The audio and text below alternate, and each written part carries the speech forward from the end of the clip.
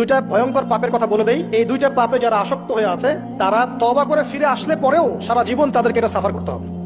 কথা বুঝতে পারছেন না? তওবা করে ফিরে এসেছেন মনে করে, তারপরেও আপনাকে সারা জীবন এই পাপের ফলটা ভোগ করতে হবে। এক, মাদক দ্রব্য দীর্ঘদিন সেবন করেছেন, তওবা করেছেন, ফিরে এসেছেন, আল্লাহ হয়তো মাফ করে দিয়েছেন, আল্লাহ পাক মাফ করে দিয়েছেন, বাট আপনি আপনার দেহের যে ক্ষতিটা করে ফেলেছেন এটা পোষাতে পারবেন না। এক নাম্বার। দুই, তখন আপনি যদি বিয়ে করেন আপনি স্ত্রীকে সন্তুষ্ট করতে পারবেন না। হ্যাঁ।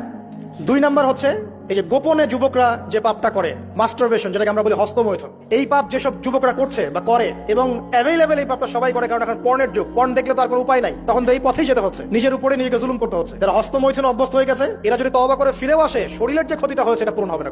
এখানে আপনার দেহের ক্ষতি, আপনার মস্তিষ্কের ক্ষতি, আপনার পরিবারের ক্ষতি, এমন আপনি যদি পরবর্তীতে গিয়ে পরিবার গঠন করতে চান আপনি সুখী পরিবারও গঠন করতে পারবেন না, কারণ ভিতর থেকে আপনি নিজেকে শেষ করে ফেলেছেন। গোপন পাপে লিপ্ত হবেন না, আপনি যৌবনকে ধরে রাখেন, ইনশাআল্লাহ দেখবেন আপনি সারা জীবন এনজয় করতে পারবেন ইনশাআল্লাহ। কিন্তু যদি এখন নিজেকে শেষ করে ফেলেন, এখন নিজেকে শেষ করে ফেললে আপনি বিয়ে করলে পরেও দেখবেন আপনি পস্তাচ্ছেন। ওই যে কলিকাতা হারবালে যেতে হবে, তখন মডার্ন হারবালে দৌড় দিতে হবে। আর সব হারবাল টারবাল খেয়ে লাভ হয় না। কারণ কি? কারণ আল্লাহ প্রদত্ত যে নিয়ামত সেটা আপনি নষ্ট করে ফেলেছেন। এখন এইটা আর আপনি ক্ষতিপূরণ দিতে পারবেন না। জীবনটাকে সিরিয়াসলি নেন। দেখেন, আমার মতো বয়সে, আমার চেয়ে প্রায় 10 বছর বয়স আগেই তারেক বিন জিয়াদ স্পেন জয় করেছিল।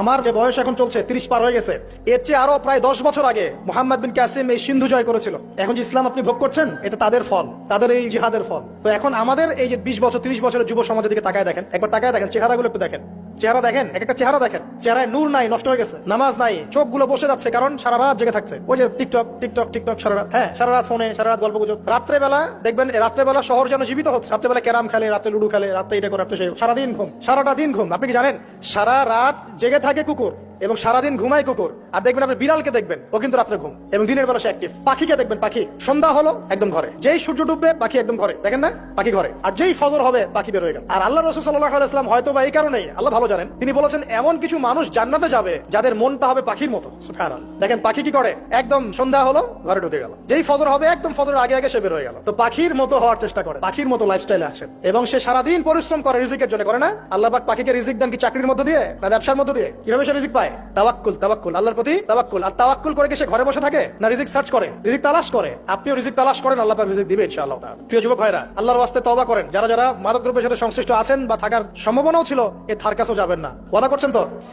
এবং গোপন পাপে লিপ্ত হবেন না। মুসলিম তরুণ যুবকদেরকে উদ্দেশ্যে বলছি যে আপনারা কায়িক পরিশ্রম করেন, কায়িক পরিশ্রম করেন, 5 ওয়াক্ত সালাতটা আল্লাহর ওয়াস্তে নামাজে মসজিদে এসে পড়েন। বেশি কিছু করতে বলছি না ভাই, আমার কথা শোনেন, বেশি কিছু করতে বলছি না। আল্লাহর ওয়াস্তে 5 ওয়াক্ত নামাজটা মসজিদে পড়েন, পারবেন না?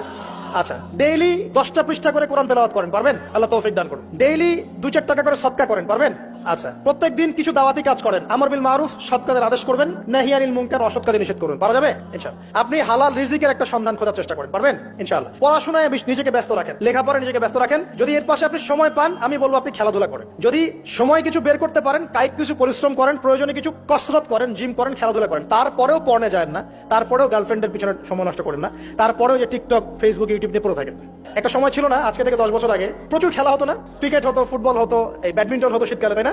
খেলার লিপ্ত থাকলে কিন্তু আমাদের মধ্যে একটা হৃদ্যতা, একটা বন্ড তৈরি হতো, একটা বন্ড। আমরা অনেক টুর্নামেন্ট খেলতাম না? এখন দেখবেন কিচ্ছু নাই, সব বন্ধ, খালি ফোন, সারাদিন কি ফোন। এটা আরো কি ডেঞ্জারাস না? এভাবে তাদের ফিজিক্যাল বডিটা নষ্ট হচ্ছে, মেন্টাল স্ট্রেংথটাও নষ্ট হচ্ছে। এর চেয়ে বরং তারা যদি কোনো কসরত করে এটা অনেক ভালো হবে, এটা আমার মত। এটা আমি কোরআন সুন্নাহ থেকে কোনো কথা বলছি না।